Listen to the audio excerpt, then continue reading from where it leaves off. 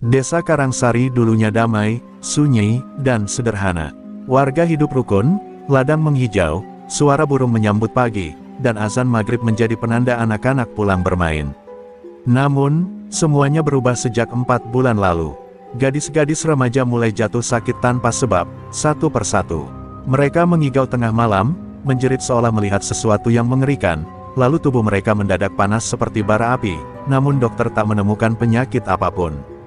Yang paling menggegerkan, seorang gadis bernama Rani ditemukan pingsan di pinggir sungai dengan pakaian robek dan tubuh penuh lebam.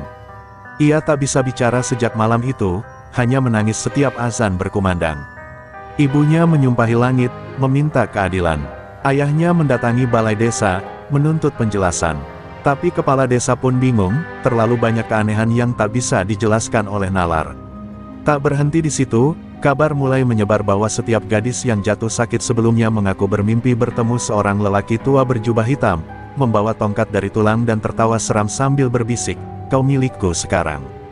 Banyak warga menganggap ini ulah jin atau kutukan lama yang bangkit kembali. Para orang tua mulai mengunci putri mereka di dalam rumah saat malam tiba. Desa yang dulu ramai kini diliputi ketakutan. Puncaknya, seorang santri perempuan bernama Nisa yang mondok di pesantren desa sebelah tiba-tiba kerasukan saat mengaji. Ia menjerit sambil menirukan suara laki-laki, "Gadis-gadis ini milikku. Tak ada yang bisa menghalangiku. Tidak Gus Ikdam, tidak siapapun." Sontak para ustazah histeris. Nama Gus Ikdam disebut dalam amarah makhluk itu, menandakan bahwa makhluk itu tahu siapa yang bisa menghentikannya. Berita itu menyebar bagai api disiram bensin. Warga desa semakin gelisah, tak hanya karena kehilangan keamanan, tapi juga karena musuh kali ini tak terlihat. Wajah jahatnya hanya muncul dalam mimpi dan bisikan gaib. Sementara itu, jumlah korban terus bertambah. Satu lagi, dua lagi. Setiap malam Jumat, selalu ada gadis yang jatuh sakit, kesurupan, atau hilang kesadarannya. Di tengah kegelapan dan keputusasaan itu, Pak Haji Jabar, tetua desa, mendongak ke langit. Ia teringat pada seorang alim, muda, tapi karismatik. Seorang yang katanya bisa menundukkan jin, menggulung ilmu hitam, dan membuat dukun santet tiarap dengan hanya satu kalimat, "La haula wa la quwata illa billah." Namanya, Gus Ikdam. Malam itu, Pak Haji Jabar mengutus cucunya untuk mengantar surat khusus ke pesantren Gus Ikdam. Ia tak mau menunggu lagi. "Kalau kita biarkan ini terus, akan habis anak-anak gadis kita. Biar beliau yang datang, bawa cahaya, dan mengusir kegelapan ini," gumamnya sambil menatap langit malam yang tak lagi berbintang, seolah langit pun turut bersedih atas nasib Karangsari. Tak ada yang tahu, malam itu juga, dari balik pepohonan beringin besar di pinggir desa, sepasang mata merah menyala mengintip rumah Pak Haji Jabar. Udara mendadak dingin, suara lolongan anjing bersahut-sahutan. Dan angin membawa bisikan yang mengerikan, "Kalian terlambat. Aku sudah mulai menuai." Subuh itu, kabut masih menggantung tipis di perbukitan sekitar Karangsari. Udara dingin menggigit, tapi hati Pak Haji Jabar terasa sedikit hangat. Ia berdiri di tepi jalan desa, menanti dengan harapan yang tak bisa disembunyikan. Tak lama kemudian, deru mobil tua berwarna putih susu terdengar dari kejauhan. Mobil itu berhenti perlahan di depan masjid. Pintu terbuka, dan dari dalamnya turun seorang pria muda bersorban putih, berjubah bersih, sorot matanya tenang, tapi dalam. Gus Ikdam telah tiba. Langkahnya pelan, tapi setiap pijakannya seolah membawa angin yang menyejukkan hati. Warga yang melihat dari balik jendela, satu persatu keluar rumah, menyambut dengan taksim. Beberapa bahkan menitikkan air mata, seolah baru saja bertemu matahari setelah berbulan-bulan hidup dalam malam. Gus Ikdam hanya tersenyum kecil, lalu memeluk Pak Haji Jabar erat, seraya berbisik, "Insya Allah, Allah akan tolong desa ini." Setelah salat subuh berjamaah di masjid, Gus Ikdam duduk di serambi bersama para tokoh desa.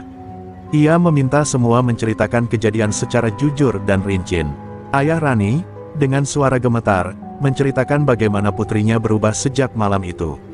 "Dia bukan lagi anak saya, Gus. Dia bicara sendiri, menulis huruf aneh di tembok, bahkan pernah berusaha menyayat dirinya sendiri." Suaranya pecah di akhir kalimat, dan Gus Ikdam hanya menunduk, mendengarkan dengan hati. Ketika giliran Ibu Nisa yang bersuara, ia membawa rekaman suara saat putrinya kerasukan. Gus Ikdam memejamkan mata saat mendengarnya. Suara itu memang bukan suara manusia. Dalam getarannya, ada unsur makhluk halus yang sangat tua, sangat kotor, dan sangat penuh nafsu. Gus Ikdam lalu membuka matanya perlahan. Ini bukan sekadar jin biasa. Ini kerjaan makhluk yang dikendalikan manusia. Seorang dukun yang memakai khodam cabul untuk tujuan keji. Wajah para tokoh desa pucat. Kata dukun cabul membuat beberapa ibu-ibu menangis pelan.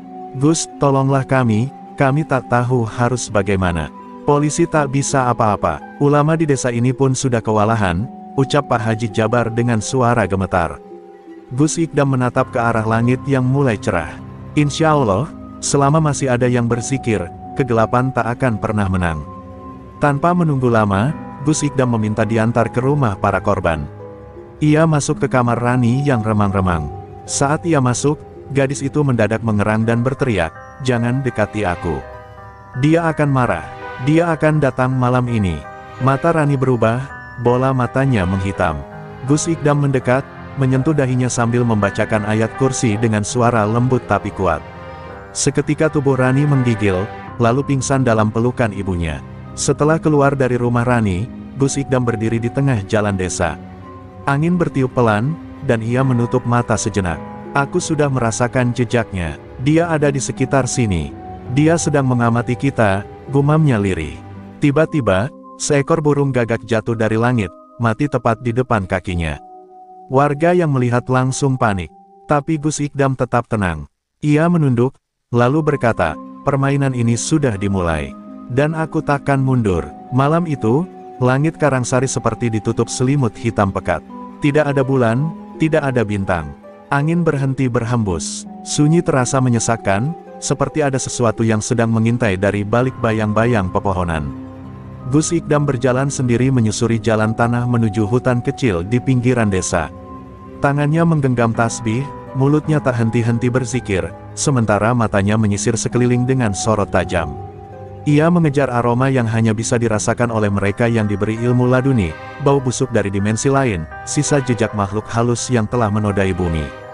Di dekat sebuah pohon waru tua yang sudah mati, Gus Ikdam berhenti. Ia memejamkan mata dan duduk bersila di tanah. Pelan-pelan, ia menarik napas panjang, lalu mulai melantunkan ayat-ayat tertentu dari Al-Quran yang hanya dikenal oleh para ahli ruqyah sejati. Udara sekitar mulai berubah. Suhu turun drastis. Daun-daun bergetar tanpa angin. Tiba-tiba, tanah di sekitarnya menghitam, dan suara erangan lirih muncul dari bawah pohon. Sosok hitam berwujud kabut menyeruak keluar dari balik akar pohon. Ia melayang-layang, bentuknya samar, namun matanya merah menyala. Jangan ikut campur, Gus. Ini bukan urusanmu, bisiknya dengan suara parau. Tapi Gus Ikdam membuka matanya dan menatapnya tajam. Kau adalah jin cabul, budak nafsu. Siapa yang mengikatmu di sini? Jin itu menjerit, tubuhnya berguncang, lalu lenyap dalam sekejap disertai bau anyir yang menyengat. Di tanah bekas keberadaan jin itu, Gus Ikdam menemukan benda aneh, seikat rambut perempuan, diikat dengan benang merah dan jarum bekas menancap di tengahnya. Ini adalah media pelet laknat, gumamnya. Ia tahu, seseorang menggunakan ilmu hitam tingkat tinggi untuk menguasai para gadis. Dan orang itu bukan sembarang dukun. Ini adalah kerjaan seorang yang telah menyatu dengan jin cabul sebagai khodam, ikatan batin yang membuatnya hampir tak tersentuh oleh manusia biasa. Setelah kembali ke rumah Pak Haji Jabar, Gus Ikdam mengumpulkan para tokoh dan memperlihatkan benda temuan itu. Semua bergidik ngeri. Ini bukan santet biasa, katanya.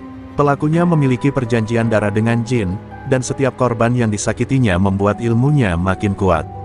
Dia tak hanya mencelakai, dia sedang membangun kekuatan lewat penderitaan para gadis. Seorang bapak tua tiba-tiba berdiri, wajahnya pucat. Gus, saya ingat dulu, 20 tahun lalu, ada dukun yang pernah diusir dari desa ini karena coba menyetubuhi muridnya sendiri. Namanya, Ki Rekso. Semua terdiam. Nama itu terasa seperti luka lama yang dibuka kembali. Dia bersumpah akan kembali dan menghancurkan desa ini. Waktu itu, kami kira dia sudah mati. Tapi sepertinya dia belum. Gus Ikdam mengangguk pelan. Kalau benar dia, berarti kita berhadapan dengan musuh lama yang menyimpan dendam dalam-dalam. Dia tidak hanya ingin kekuasaan. Dia ingin balas dendam, lewat tubuh-tubuh suci para gadis. Suasana menjadi semakin mencekam. Lilin-lilin tiba-tiba meredup, dan suara angin seperti lolongan mulai terdengar dari kejauhan. Dalam hati, Gus Ikdam tahu, pertarungan belum dimulai. Ini baru langkah awal, tapi ia juga tahu satu hal pasti, ia tidak akan membiarkan satu gadis pun lagi menjadi korban. Malam itu, ia berdiri memandangi langit gelap, lalu berbisik pelan, "Tunggu aku, Ki Rekso. Aku akan datang, dan aku akan bawa cahaya untuk membakar semua kegelapanmu." Pagi itu, kabut masih menempel tipis di kaca jendela rumah Pak Haji Jabar. Namun di dalam kamar kecil di sudut rumah, keheningan perlahan pecah oleh suara lirih seorang gadis yang selama berminggu-minggu hanya menangis dan menjerit. Rani, korban pertama yang ditemukan di pinggir sungai, akhirnya membuka suara. Tubuhnya masih lemah, bibirnya pecah-pecah, tapi matanya kini tak lagi kosong. Ia memandang Gus Ikdam yang duduk di sampingnya, dan berkata dengan suara serak, "Aku lihat wajahnya, Gus, aku tahu siapa dia." Semua orang di ruangan langsung menoleh. Ibunya menahan napas, Pak Haji Jabar mencengkeram sarungnya, dan Gus Ikdam menunduk sedikit, memberi isyarat agar Rani melanjutkan. "Dia datang dalam mimpiku, tapi itu bukan mimpi biasa. Aku sadar, tapi tak bisa bergerak. Dia duduk di ujung ranjangku, wajahnya dipenuhi borok, matanya menyala merah seperti bara, dan dia mencium tanganku sambil bilang, 'Kau mirip ibumu waktu muda, manis sekali.'" Suara Rani gemetar, dan air matanya mulai jatuh. Lalu dia meletakkan benda kecil di perutku. Rasanya seperti terbakar, aku berteriak, tapi tak ada yang mendengar. Tubuhku kaku, dia tertawa, dan menghilang dalam asap hitam. Ibu Rani langsung menangis dan memeluk putrinya. Gus Ikdam memejamkan mata. Cerita Rani menguatkan dugaannya, Ki Rekso bukan hanya menyerang secara spiritual, tapi telah berhasil memanfaatkan celah mimpi sebagai pintu masuk utama ke tubuh korban. Yang paling mengejutkan, Rani tiba-tiba berkata, "Aku sempat melihat tempatnya."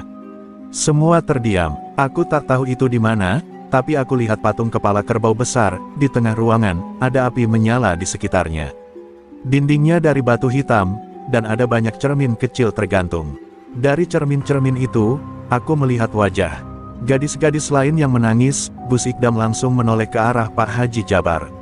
"Ini penting, kalau bisa ditelusuri lewat penglihatan korban, berarti kita bisa menemukan markasnya." Setelah itu, Gus Ikdam melakukan doa khusus dan membacakan ayat-ayat ruqyah ringan untuk memperkuat kondisi batin Rani. Ia meminta agar jangan ada yang menceritakan hal ini keluar, karena Ki Rekso pasti memantau. Begitu dia tahu korbannya mulai sadar, dia akan mencoba menghabisinya. "Lindungi Rani, jaga dia siang malam," ucapnya tegas. Dua santri Gus Ikdam langsung ditugaskan berjaga di rumah Rani. Namun malamnya, sesuatu yang tak terduga terjadi. Seekor burung hantu besar menabrak jendela kamar Rani, lalu berubah menjadi asap dan menyelinap ke dalam. Santri penjaga yang melihat kejadian itu langsung melafalkan ayat kursi keras-keras. Dalam waktu singkat, makhluk itu melolong dan kembali berubah menjadi burung, kabur ke langit. Rani menjerit, tubuhnya kejang-kejang. Tapi kali ini, Gus Ikdam sudah siap. Ia datang dan meletakkan tangannya di dada Rani, membacakan doa pelindung hati. Setelah semuanya tenang, Gus Ikdam menatap langit dari serambi. Ki Rekso mulai panik. Dia tak menyangka ada korban yang bisa mengingat tempat persembunyiannya, ucapnya pada Pak Haji Jabar. "Tapi justru ini saatnya, kita akan cari tempat itu. Dan aku akan masuk ke sarangnya sendiri." Ia tahu, malam demi malam akan semakin berbahaya. Tapi ia juga tahu, cahaya hanya bisa bersinar paling terang, di tengah kegelapan yang paling pekat.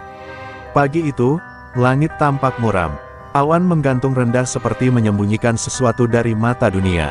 Gus Ikdam memimpin dua santrinya dan Pak Haji Jabar menyusuri jalur lama yang menuju hutan Watu Ireng, sebuah kawasan yang dulunya dijauhi warga karena dipercaya sebagai tempat pembuangan leluhur yang menganut ilmu hitam. Dalam hati, Gus Ikdam yakin, tempat yang disebut Rani dalam penglihatannya adalah bagian dari hutan itu. Sebab hanya di sanalah batu-batu hitam legam berjejer seperti penjaga neraka yang berdiri bisu. Perjalanan mereka sunyi, tak ada suara burung, tak ada desir angin. Bahkan dedaunan seperti tak bergerak. Gus Ikdam membaca doa pelindung di setiap langkahnya. Saat mereka sampai di sebuah celah sempit antara dua batu besar, hawa panas mendadak menyergap. Aneh, padahal mereka berada di tengah hutan yang teduh. Tempat ini bukan milik dunia biasa, bisik Gus Ikdam. Tiba-tiba, seekor ular besar melintang di jalur mereka. Matanya merah, lidahnya bercabang, dan tubuhnya berkilat seperti besi panas. Santri muda yang bernama Hafiz hampir terpaku, tapi Gus Ikdam mengangkat tangannya, membaca Sahihul Bukhari 6/194, lalu meniup ke arah ular itu. Seketika, ular itu menggeliat dan meledak menjadi abu di udara. Mereka pun melanjutkan perjalanan, dan akhirnya menemukan sebuah celah gua yang tertutup semak belukar. Di depannya, terpancang patung kepala kerbau dari batu hitam, persis seperti yang digambarkan Rani. Dengan hati-hati, mereka masuk ke dalam. Dindingnya lembab, berlumut, dan udara di dalam sangat berat, seolah penuh sesak oleh energi negatif. Di dalam gua, mereka menemukan cermin-cermin kecil yang tergantung di dinding batu, persis seperti yang digambarkan Rani. Setiap cermin menampilkan wajah-wajah gadis yang menangis, matanya nanar, seperti terperangkap dalam dimensi yang bukan milik mereka. Gus Ikdam menahan amarah yang mulai membara di dadanya. Tepat di tengah gua, terdapat lingkaran api kecil yang menyala tanpa kayu. Di sekitarnya, terlihat sisa-sisa ritual hitam, jarum, kain kafan yang dipotong, dan beberapa tulang jari manusia yang menghitam. Tempat ini bukan sekadar markas, ini altar persembahan, gumam Gus Ikdam. Ia tahu, Ki Rekso telah menjadikan tempat ini sebagai pusat kekuatan, menarik energi dari penderitaan. Gadis-gadis yang dijadikan tumbal, namun belum sempat mereka keluar, terdengar suara tawa berat dari dalam kegelapan gua. "Heh, anak santri berani masuk ke sarangku." Suara itu menggema, namun tak tampak wujudnya. Gus Ikdam berdiri tegak, lalu berkata lantang, "Ki Rekso, keluar kau dari persembunyianmu. Aku datang membawa cahaya, dan kau tak akan bisa lagi bersembunyi dalam gelap." Tiba-tiba, api di tengah ruangan membesar, dan bayangan seorang pria tua berpakaian compang camping, bermata merah, muncul di balik asap. "Anak kecil sok suci, berani-beraninya mengusik tempat suciku," geram Ki Rekso. Tangannya mengangkat tongkat dari tulang manusia, lalu menunjuk Gus Ikdam. Angin panas berhembus, mengguncang dinding gua. Tapi Gus Ikdam berdiri tegak, lalu membuka sorban putihnya, membentangkannya seperti perisai. Dari sorban itu, cahaya putih memancar dan menghantam dinding gua, membuat bayangan Ki Rekso mengerang dan menyurut. Namun sebelum cahaya itu sepenuhnya mengusirnya, Ki Rekso tertawa lagi. "Kau boleh menyerang, Gus. Tapi kau terlambat. Tumbal terakhir akan kuambil malam Jumat ini, di hadapan para jin kawanku. Dan saat itu, tak ada doa yang bisa menolongmu." Lalu tubuhnya menghilang bersama gelombang panas. Gua itu mulai bergetar, batu-batu runtuh, dan mereka semua harus cepat-cepat keluar sebelum terjebak. Di luar, Gus Ikdam berdiri mematung. Matanya menatap ke kejauhan, lalu bergumam, "Kita harus selamatkan korban terakhir, sebelum malam Jumat datang." Langit mulai memerah di ufuk barat. Awan menggulung gelap, seolah langit pun tahu malam ini bukan malam biasa. Desa Karangsari tampak tegang. Para warga memilih diam di dalam rumah, sementara beberapa tokoh tua duduk di surau, berdoa dalam diam. Di halaman belakang rumah Pak Haji Jabar, Gus Ikdam bersila di atas tikar pandan, diapit dua santrinya, Hafiz dan Rijal. Wajahnya serius, tasbih di tangan terus berputar, dan zikir tak pernah berhenti keluar dari mulutnya. "Korban terakhir," gumam Gus Ikdam pelan, "adalah anak yatim piatu yang baru datang sebulan lalu. Namanya Sinta." Pak Haji Jabar yang mendengar itu terperanjat. "Sinta, anak yang tinggal di rumah peninggalan almarhum Pak Darto." Gus Ikdam mengangguk. Ia adalah gadis suci yang tak punya siapa-siapa. Itu yang membuatnya jadi sasaran sempurna bagi Ki Rekso. Kesucian yang belum ternoda, akan jadi kekuatan besar dalam ritual sesatnya. Malam pun tiba, tepat setelah azan Isya, langit benar-benar gelap.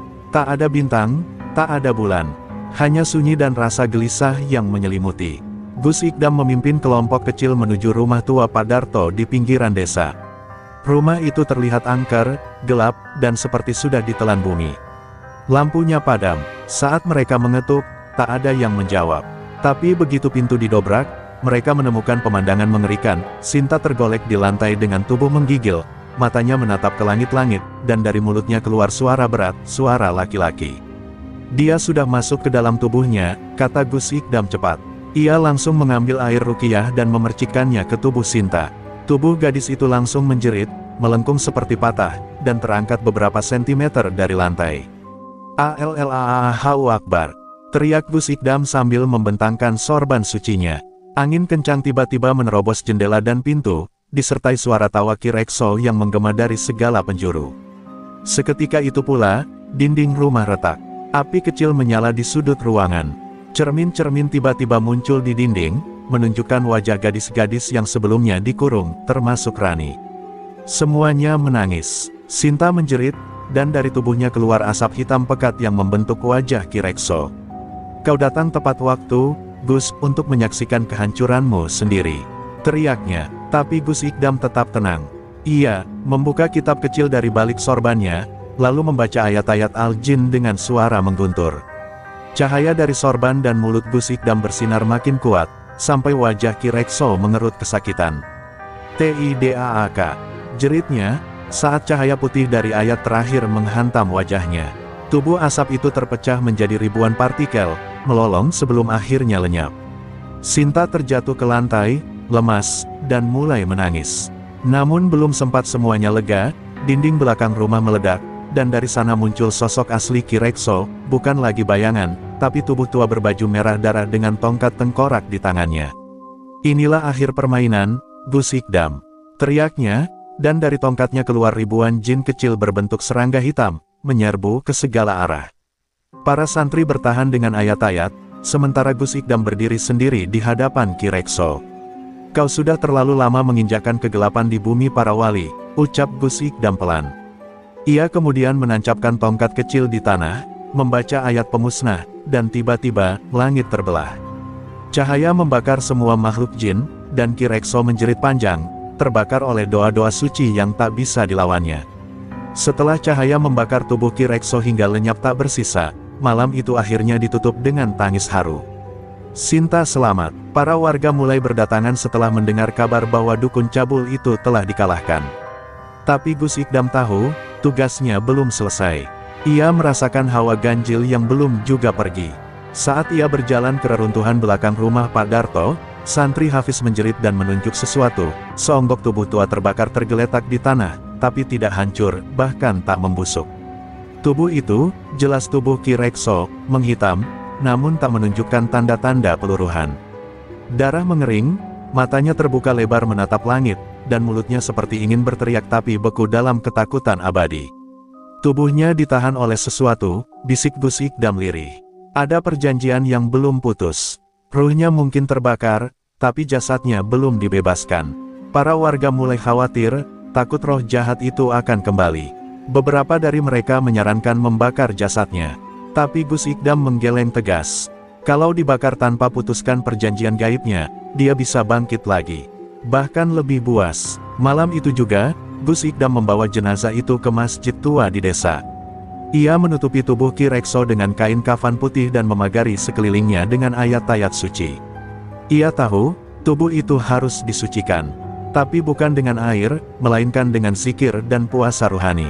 Ia memutuskan untuk beritikaf di masjid selama 3 hari 3 malam, hanya makan garam dan air putih, demi memutus sisa-sisa ikatan jin yang melekat pada jasad itu.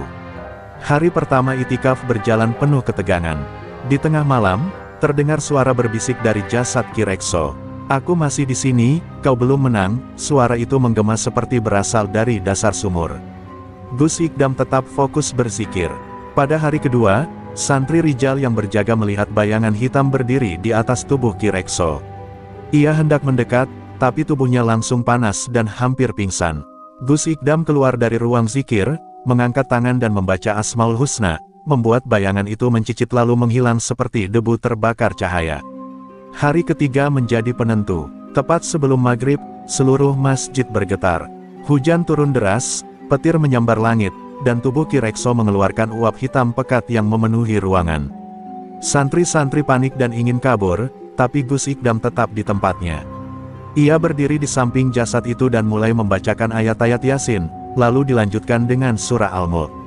Suara angin menderu, kain kafan terangkat sendiri, dan dari mulut Ki Rekso, keluar makhluk kecil seukuran tangan, berwarna merah darah dengan mata menyala. Makhluk itu menjerit saat mendengar ayat terakhir. Ia berputar-putar, mencoba masuk kembali ke jasad, tapi Gus Ikdam berteriak, "Bismillah. Pergi kau ke tempat asalmu."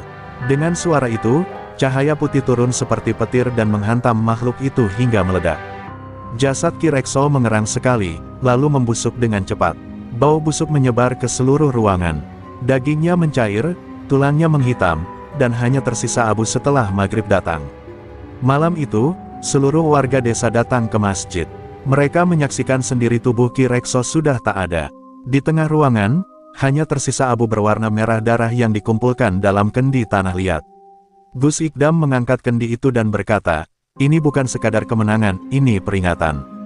Jika ilmu digunakan untuk nafsu, maka bahkan tanah pun akan menolak jasad kita." Semua tertunduk, tersentuh. Tapi Gus Ikdam tahu, walau Ki Rekso telah tiada, masih ada dukun-dukun lain yang bersembunyi dalam bayang-bayang dosa. Seminggu telah berlalu sejak tubuh Ki Rekso membusuk dan menjadi abu. Desa Karangsari mulai kembali tenang. Warga kembali beraktivitas, anak-anak kembali tertawa, dan langit tampak lebih jernih. Namun di balik ketenangan itu, Gus Ikdam tahu bahwa kemenangan yang mereka raih hanyalah permukaan. Karena saat cahaya bersinar terang, bayangan yang tersembunyi menjadi semakin gelap. Dan itulah yang kini muncul, para murid Ki Rekso. Mereka datang diam-diam, menyelinap dari luar desa, mengenakan jubah hitam dengan simbol-simbol asing di dada. 3 orang pertama muncul di tepi hutan, menggali tanah tempat Ki Rekso dulu sering bertapa. Salah satunya, seorang perempuan dengan mata putih dan wajah penuh luka bakar, berbicara dalam bahasa yang tak dimengerti. "Guru telah tumbang, tapi warisan ilmunya belum lenyap," katanya. Ia mencium tanah, lalu menancapkan belati dari tanduk kambing hitam ke dalam bumi. Saat itu pula, tanah bergetar. Gus Ikdam yang sedang berada di surau tua bersama para santri, mendadak terdiam. Matanya tajam menatap langit. "Ada yang membangunkan energi lama, di utara," ucapnya. Hafiz, yang sedang membaca Al-Quran, merasakan hawa panas menusuk tulang. "Apa itu?" tanyanya. Gus Ikdam tidak menjawab. Ia segera berdiri, mengambil sorban putihnya, lalu berkata pelan, "Waktunya belum selesai. Apa yang telah diputus di langit, kini sedang diikat kembali oleh tangan-tangan gelap di bumi." Malam harinya, desas-desus mulai terdengar. Seekor kambing warga tiba-tiba ditemukan mati tanpa darah. Seekor ayam jago mendadak berkokok terbalik, dengan lidah terjulur seperti dicekik.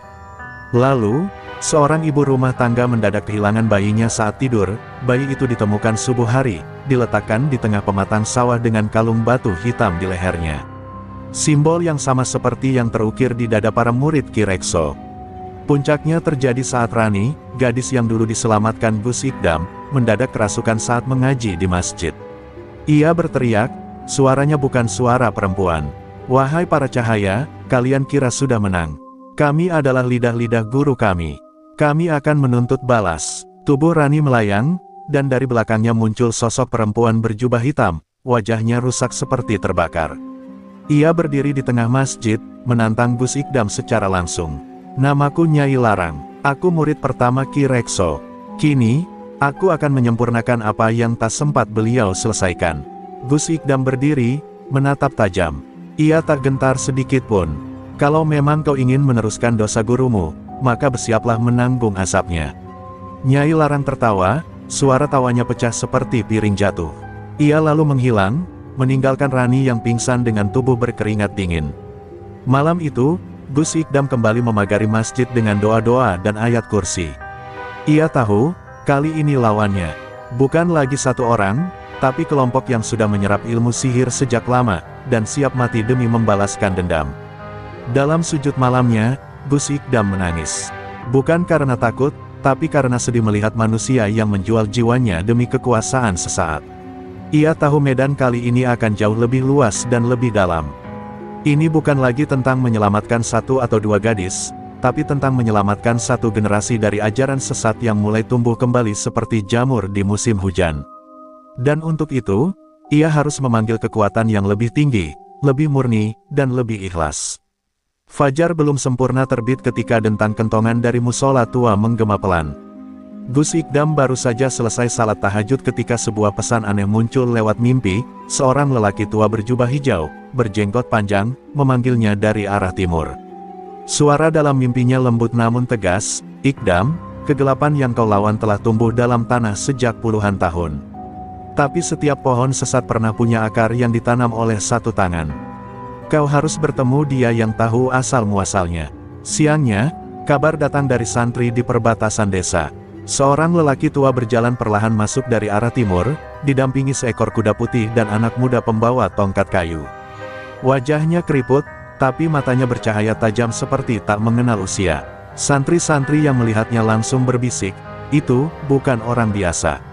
Ketika sampai di Surau Karangsari, Gus Ikdam keluar dan langsung bersujud di hadapan lelaki itu.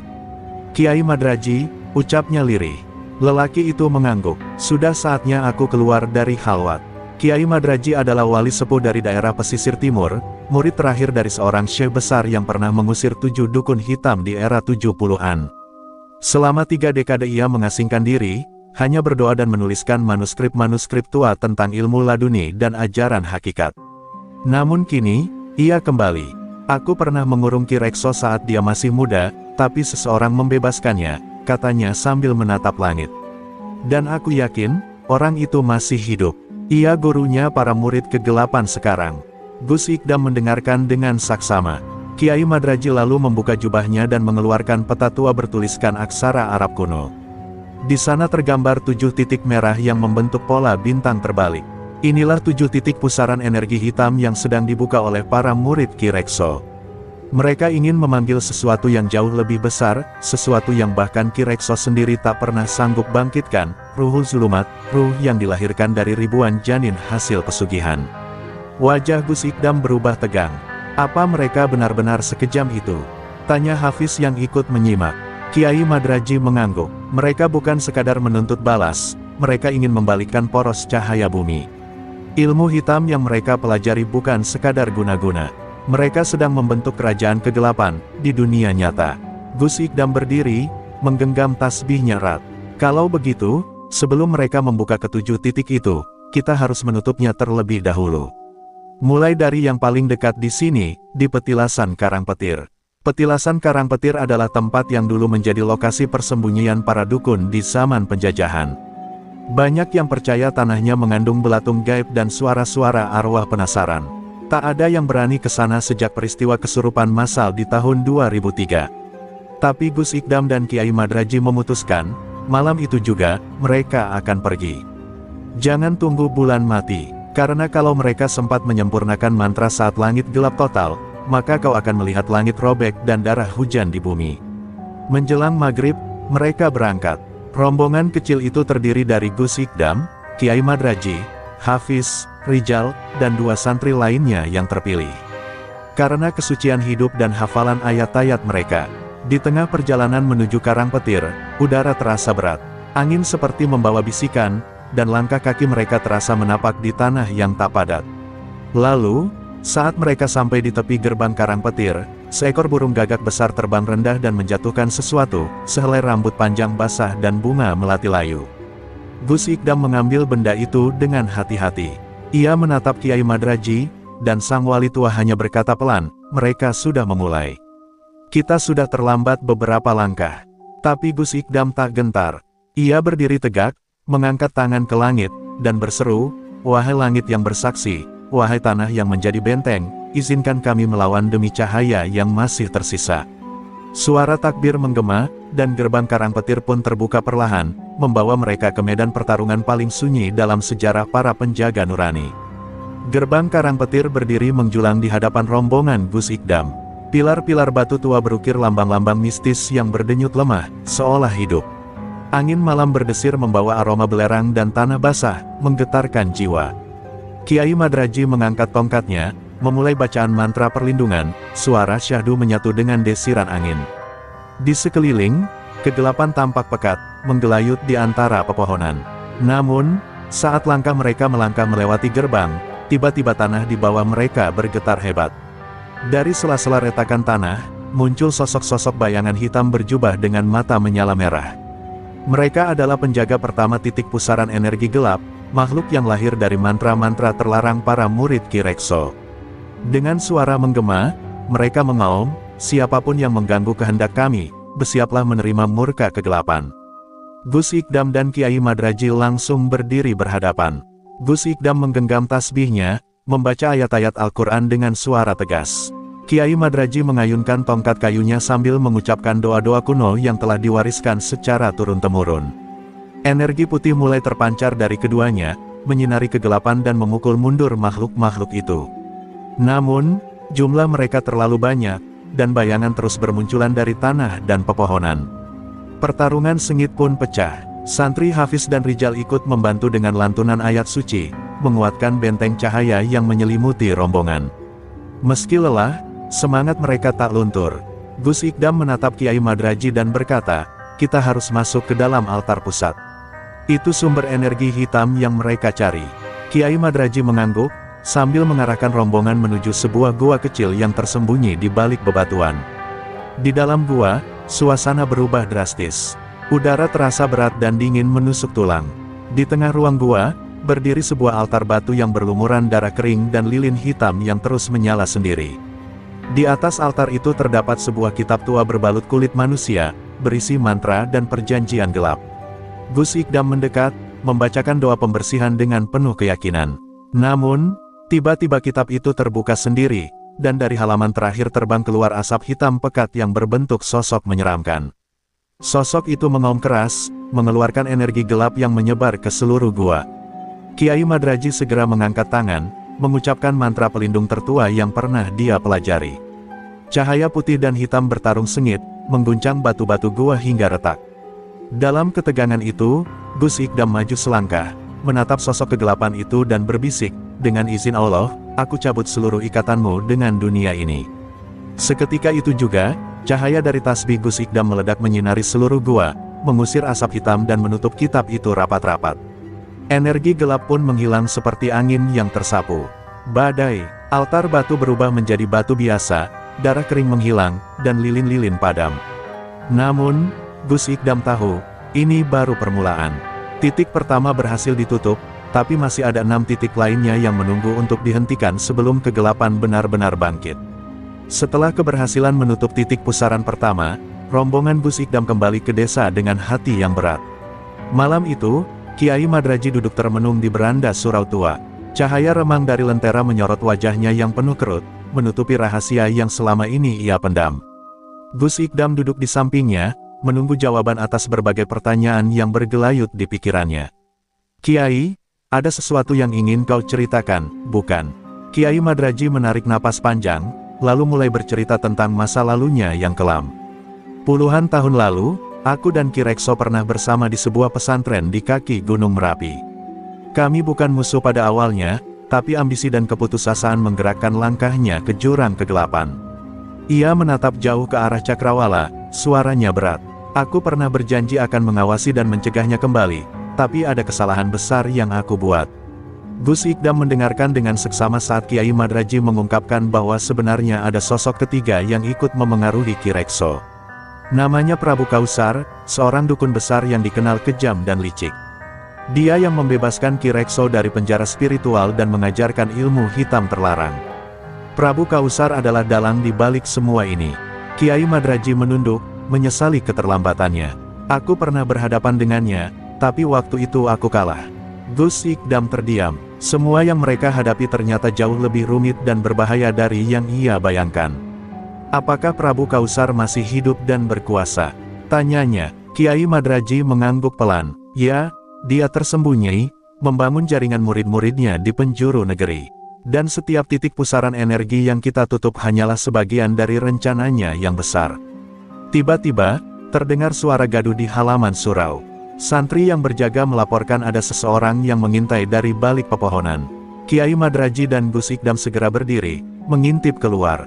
Di sana, berdiri sosok berjubah gelap yang wajahnya tersembunyi.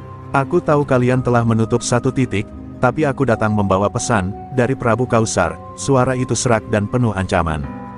Gus Ikdam melangkah maju dengan penuh keberanian, "Sampaikan, kami siap menghadapi apapun. Jangan takut, kami gentar." Sosok itu tertawa dingin, "Kalian baru saja membakar satu ranting kecil dari pohon besar. Jika kalian ingin menghancurkannya, harus siap kehilangan segala sesuatu yang kalian cintai." Dengan kata-kata itu, sosok itu menghilang dalam kabut malam. Kiai Madraji memandang Gus Ikdam dengan mata penuh harap dan keseriusan. Ini bukan hanya pertarungan fisik, tapi juga ujian hati dan jiwa.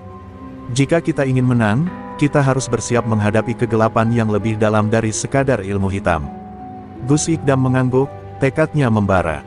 Malam itu, mereka berdua tahu bahwa pertempuran sebenarnya baru saja dimulai. Pagi yang suram menyelimuti desa Karangsari ketika Gus Ikdam dan Kiai Madraji mulai menyusun rencana untuk melacak jejak Prabu Kausar. Mereka tahu, untuk menghentikan rantai kegelapan yang mengancam dunia, mereka harus menghadapi Sang Dalang secara langsung. Kiai Madraji mengeluarkan sebuah gulungan peta kuno, yang penuh dengan simbol-simbol rahasia dan titik-titik merah kecil. Ini adalah peta jejak perjalanan Prabu Kausar selama 30 tahun terakhir, katanya sambil menunjuk pada sebuah lokasi terpencil di hutan belantara. Gus Ikdam menatap peta itu dengan mata penuh tekad. Jika kita ingin bertemu dia, kita harus bergerak cepat dan hati-hati. Lawan seperti ini tidak akan menunggu kesempatan datang. Santri-santri terbaik ikut bersiap, membawa perlengkapan doa dan senjata tradisional yang diberkahi. Mereka berangkat dalam senyap, menyusuri hutan-hutan lebat yang penuh dengan rintangan alam dan jebakan ilmu hitam. Selama perjalanan, suasana menjadi semakin mencekam. Pepohonan seperti berbisik dan bayangan-bayangan gelap tampak mengikuti langkah mereka. Di sebuah lembah sunyi, mereka menemukan sebuah altar batu dengan ukiran menyeramkan. Kiai Madraji mengusap debu di permukaan batu, ini salah satu tempat ritualnya. Aroma darah dan dupa hitam masih kuat. Kita semakin dekat. Gus Ikdam merasakan hawa dingin merayap ke tulang belakangnya. Malam itu, di tengah kegelapan hutan, mereka diserang oleh makhluk bayangan yang menyerupai manusia namun penuh dengan luka dan darah kering. Pertempuran pun terjadi dengan keras. Gus Ikdam dan para santri mengeluarkan mantra pelindung dan doa, sementara Kiai Madraji memimpin doa bersama. Cahaya putih yang terpancar dari tasbih dan tongkat kayu mereka berhasil memukul mundur makhluk itu, namun mereka tahu ancaman sesungguhnya belum berakhir. Keesokan harinya, mereka menemukan sebuah desa kecil yang sudah terbengkalai, bangunan-bangunan runtuh dan suasana sunyi menyelimuti. Di sana, Gus Ikdam menemukan bekas-bekas simbol Prabu Kausar terpahat di dinding batu sebuah rumah tua. Ini pernah menjadi pusat murid-muridnya, ucapnya pelan. Kiai Madraji mengangguk. Dia membangun jaringan dengan membangun titik-titik energi hitam di tempat-tempat seperti ini. Namun, bukan hanya itu yang membuat Gus Ikdam gelisah. Ia menemukan sebuah buku harian yang tergeletak di antara reruntuhan. Dengan tangan bergetar, ia membuka halaman pertama dan membaca tulisan tangan yang berisi mantra dan rencana jahat. Di halaman terakhir, tertulis nama sebuah tempat yang belum pernah mereka dengar, Lembah Hitam. Ini mungkin markasnya, Gus Ikdam berkata tegas. Kiai Madraji menatap Gus Ikdam dengan serius. Jika itu benar, maka kita harus bersiap menghadapi pertempuran terbesar. Prabu Kausar bukan hanya dukun biasa. Dia telah menyatu dengan kegelapan yang paling murni. Gus Ikdam mengangguk, mengumpulkan seluruh kekuatan batin dan keyakinannya. Kami tidak akan mundur, apapun yang terjadi. Mereka pun melanjutkan perjalanan menuju Lembah Hitam, tempat di mana nasib mereka dan dunia akan diuji.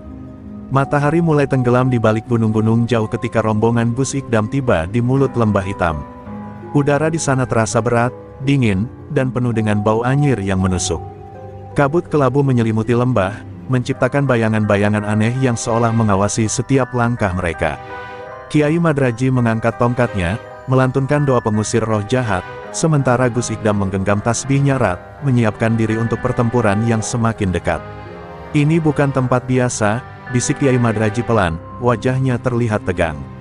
Lembah ini sudah lama menjadi sarang energi gelap yang paling kuat. Tempat ini adalah pusat kekuatan Prabu Kausar. Mereka melangkah pelan ke dalam lembah, setiap jejak kaki seakan menimbulkan gema yang menggema ke segala arah. Dari balik kabut, suara bisikan lembut namun mengancam terdengar, merayap masuk ke dalam pikiran mereka, mencoba menanamkan rasa takut dan ragu. Tiba-tiba, dari bayang-bayang pohon-pohon mati, muncul sosok besar berjubah hitam dengan mata merah menyala. Prabu Kausar berdiri tegak, menyambut kedatangan mereka dengan senyum dingin yang menusuk hati. Kalian datang jauh, tapi aku sudah menunggu. Kalian pikir bisa menghentikan jalanku. Kegelapan ini sudah menjadi darah dagingku. Suaranya menggelegar, membuat tanah bergetar hebat. Gus Ikdam melangkah maju, menatap lurus ke mata Prabu Kausar. Kami di sini untuk menuntaskan semua kebatilanmu. Kembalikan apa yang sudah kau rusak dan biarkan cahaya menang. Prabu Kausar tertawa sinis dan mengangkat kedua tangannya, memanggil gelombang energi hitam yang berputar-putar di sekelilingnya. Kalau begitu, bersiaplah menghadapi kematian. Pertempuran dahsyat pun terjadi. Prabu Kausar mengeluarkan mantra-mantra hitam yang mengubah tanah menjadi lautan api dan bayangan. Gus Ikdam dan Kiai Madraji bekerja sama, membangun benteng cahaya dengan doa dan mantra, saling melindungi santri-santri yang bertarung dengan gigih di belakang mereka. Setiap serangan gelap yang datang dihalau dengan kekuatan doa yang murni dan keyakinan yang tak tergoyahkan. Namun, semakin lama pertarungan berlangsung, kekuatan Prabu Kausar tampak semakin besar. Dia mulai menghisap energi dari makhluk-makhluk gelap di lembah, membuatnya hampir tak terkalahkan. "Kau harus menyerah, Gus Ikdam," teriak Kiai Madraji, "jika tidak, kegelapan akan menelan kita semua." Tapi Gus Ikdam menggenggam tasbihnya dengan lebih erat, matanya bersinar penuh tekad. "Aku takkan pernah menyerah selama masih ada secercah cahaya dalam diri ini." Dengan kekuatan hati dan doa yang tak tergoyahkan, Gus Ikdam memusatkan seluruh energi positif yang dimilikinya. Cahaya dari tasbih dan doa-doanya membentuk sebuah sinar besar yang menembus kegelapan, menyerang langsung ke inti kekuatan Prabu Kausar. Sorotan itu menerobos awan hitam, memecah kegelapan lembah. Perlahan, energi jahat itu melemah dan Prabu Kausar terjatuh, menyisakan bayangan samar sebelum akhirnya lenyap ke dalam kegelapan abadi. Setelah kejatuhan Prabu Kausar, suasana lembah hitam berubah perlahan. Kabut tebal yang sebelumnya mengurung lembah mulai menghilang, digantikan oleh sinar matahari pagi yang hangat menyentuh tanah yang dulu penuh kutukan. Rombongan Gus Ikdam berdiri di tengah lembah yang kini terasa damai, seolah sebuah energi baru tengah mengalir dan mengisi setiap sudut ruang itu. Para santri menyeka keringat dan luka, namun wajah mereka terpancar kebahagiaan dan rasa syukur. Kiai Madraji memandang sekeliling dengan mata penuh haru. Ini adalah awal baru. Kegelapan yang selama ini menyelimuti tidak akan pernah kembali selama kita menjaga cahaya ini. Gus Ikdam mengangguk, merasakan beban yang selama ini menekan pundaknya mulai terangkat. Namun, ia tahu perjuangan mereka belum sepenuhnya selesai. Masih ada tanggung jawab besar yang menanti di depan. Keesokan harinya, mereka mulai melakukan ritual pembersihan dan penguatan energi di sekitar lembah. Gus Ikdam memimpin doa bersama, mengajak santri dan warga desa terdekat untuk ikut serta dalam menjaga keseimbangan alam dan spiritual. Perlahan-lahan, desa yang tadinya sunyi dan terisolasi kini mulai hidup kembali, penuh dengan tawa dan harapan baru. Anak-anak bermain di ladang, dan para petani mulai menanam kembali tanah yang subur. Namun, Gus Ikdam juga menyadari, ada benih-benih kegelapan yang mungkin masih tersembunyi di tempat lain. "Kita harus terus waspada," ujarnya pada Kiai Madraji, "karena kegelapan selalu mencari celah untuk kembali." Kiai Madraji mengangguk, "Benar. Tapi sekarang, kita punya cahaya yang lebih kuat, keyakinan, persatuan, dan doa yang tak pernah padam." Malam itu, Gus Ikdam duduk sendirian di atas bukit, menatap bintang yang berkelip di langit luas. Ia merasakan kedamaian yang belum pernah ia alami sebelumnya, sekaligus dorongan untuk terus berjuang. Ini bukan hanya tentang melawan kejahatan, pikirnya, ini tentang menjaga keseimbangan, melindungi yang lemah, dan meneruskan cahaya kebaikan. Keesokan paginya, Gus Ikdam mengumpulkan semua santri untuk berbagi pelajaran dan pengalaman. Ia ingin mereka menjadi penerus yang kuat dan bijaksana, agar kelak mereka yang menjaga dunia dari kegelapan.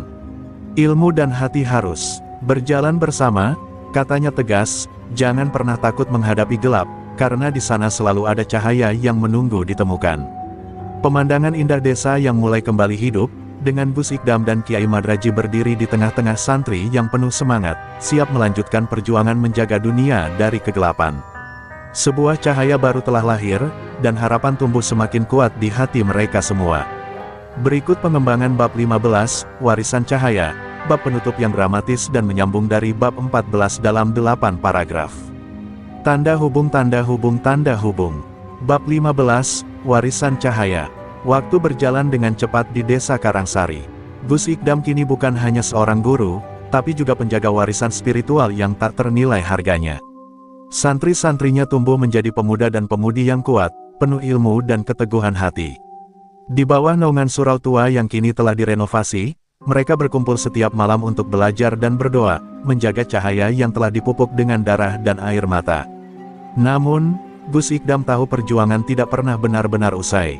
Di balik senyum dan tawa, ia masih merasakan bayangan gelap yang mengintai di luar batas desa. Ia mengajarkan kepada para santri bahwa menjaga cahaya berarti juga siap menghadapi kegelapan kapan saja datang kembali. "Jangan pernah lengah, karena musuh kita tidak tidur," katanya dengan suara tegas namun penuh kasih. Pada suatu malam, saat bintang berkelip gemerlapan, Gus Ikdam berdiri di puncak bukit, menatap ke arah horizon. Angin lembut mengibarkan jubahnya, seakan membisikkan janji akan tantangan yang belum selesai. Tapi di hatinya, ada ketenangan.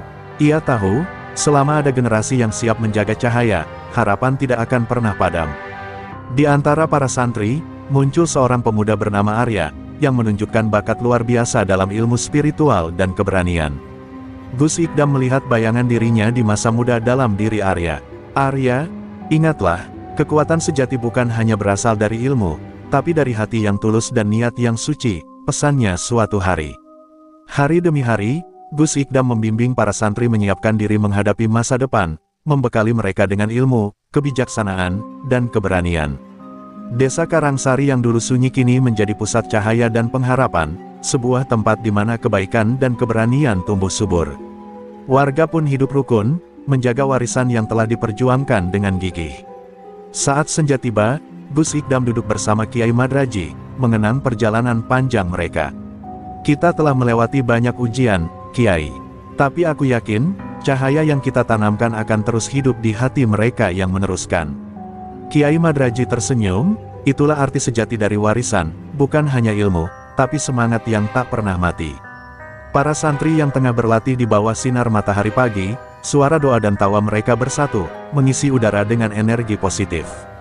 Gus Ikdam berdiri di balik mereka, sosok penuh keyakinan dan keteguhan, siap menyerahkan tongkat estafet kepada generasi berikutnya. Warisan cahaya itu kini menjadi janji hidup yang abadi.